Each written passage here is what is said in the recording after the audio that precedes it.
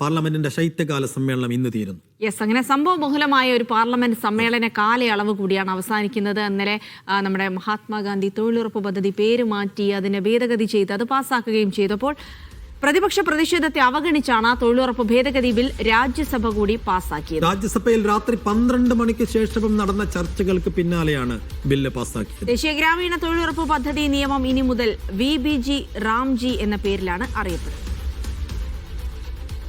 Yes, D Dhanasumod ഉണ്ട് ഡൽഹിയിൽ നിന്ന് വിവരങ്ങൾ നൽകാനായി. ധനസുമോദ്, അങ്ങനെ സംഭവബഹുലമായ ഒരു പാർലമെന്റ് സമ്മേളനത്തിന് കൂടി അവസാനമാകുമ്പോൾ നിരവധി ബില്ലുകൾ, അതിൽ ഏറ്റവും പ്രധാനപ്പെട്ടത് തൊഴിലുറപ്പ് പദ്ധതി ഭേദഗതി ബില്ല് തന്നെയാണ്. പലതരത്തിലുള്ള പ്രതിപക്ഷ പ്രതിഷേധങ്ങളെയൊക്കെ മറികടന്നുകൊണ്ടാണ് ബില്ല് പാസ്സാക്കിയിരിക്കുന്നത്. എന്തായാലും ഇതോടുകൂടെ പ്രതിഷേധം അവസാനിപ്പിക്കില്ല എന്നുകൂടി പ്രതിപക്ഷം വ്യക്തമാക്കുന്നു. ഇനി പാർലമെന്റിന് പുറത്തുള്ള പ്രതിഷേധം തുടരാനാണ്. ഇന്നിപ്പോൾ എന്തൊക്കെ സംഭവ വികാസങ്ങളാണ് പാർലമെന്റിൽ പ്രതീക്ഷിക്കേണ്ടത്?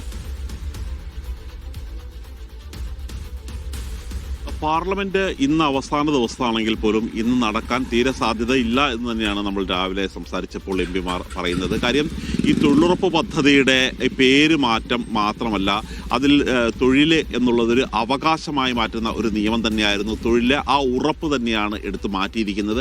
അതുകൊണ്ട് ഇതൊരു കാരണവശാലും പാർലമെന്റിന്റെ അകത്ത് ഇവരുടെ ഒരു അംഗബലം വെച്ച് പാസ്സാക്കി എടുക്കുകയാണെങ്കിൽ പക്ഷേ പുറത്ത് അങ്ങനെ അനുവദിക്കില്ല എന്ന് തന്നെയാണ് പറഞ്ഞിരിക്കുന്നത്.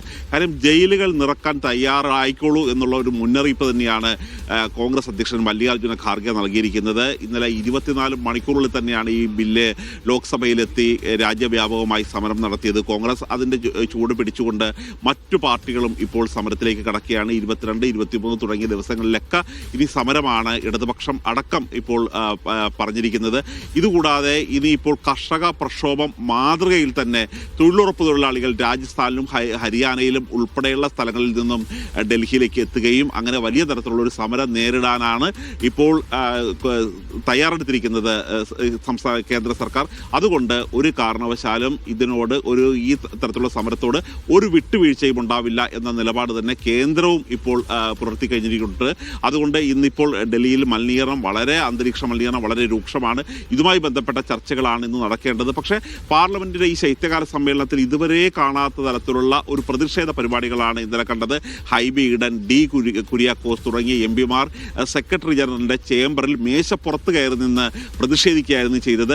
സാധാരണ ഇതിന്റെ ഒരു പകുതി പ്രതിഷേധം നടത്തിയാൽ തന്നെ സസ്പെൻഷൻ ഉൾപ്പെടെയുള്ള നടപടികളാണ് നേരിടുന്നത്. ഡീൻ കുര്യാക്കോസിനോട് നമ്മൾ സംസാരിച്ചപ്പോൾ അദ്ദേഹം പറഞ്ഞത് ഈ കാര്യത്തിൽ സസ്പെൻഷൻ കിട്ടുമെങ്കിൽ അതൊരു അംഗീകാരമായി ഏറ്റുവാങ്ങാൻ താൻ തയ്യാറാണെന്നാണ് പറഞ്ഞത്. കാരണം ഒരു തൊഴിലുറപ്പ് പദ്ധതിയുടെ മഹാത്മാഗാന്ധിയുടെ പേര് മാറ്റുക മാത്രമല്ല, ഇത്തരത്തിലുള്ള അവകാശങ്ങളെല്ലാം ഇല്ലാതാക്കുകയും സംസ്ഥാനങ്ങൾക്ക് അമിതമായ ഒരു വേതനഭാരം അടിച്ചേൽപ്പിക്കുകയും ചെയ്യുന്ന ഒരു കരിനിയമമാണ് ഇവിടെ പാസാക്കി എടുത്തിരിക്കുന്നത്. ഇനിയിപ്പോൾ 2 സഭകളും പാസാക്കിയതിനാൽ രാഷ്ട്രപതി ഒപ്പിടുക എന്നുള്ള ഒരു ചെറിയൊരു ഇടവേള മാത്രമാണ് ഉള്ളത്. അത് 2 ദിവസങ്ങളിൽ അതും കൂടി ഒപ്പിട്ട് കഴിയുമ്പോഴായിരിക്കും മഹാത്മാഗാന്ധി തൊഴിലുറപ്പ് പദ്ധതി പൂർണ്ണമായി ഇല്ലാതാകുകയും പുതിയ ബില്ല് നടപ്പിലാകുകയും ചെയ്യുന്നു.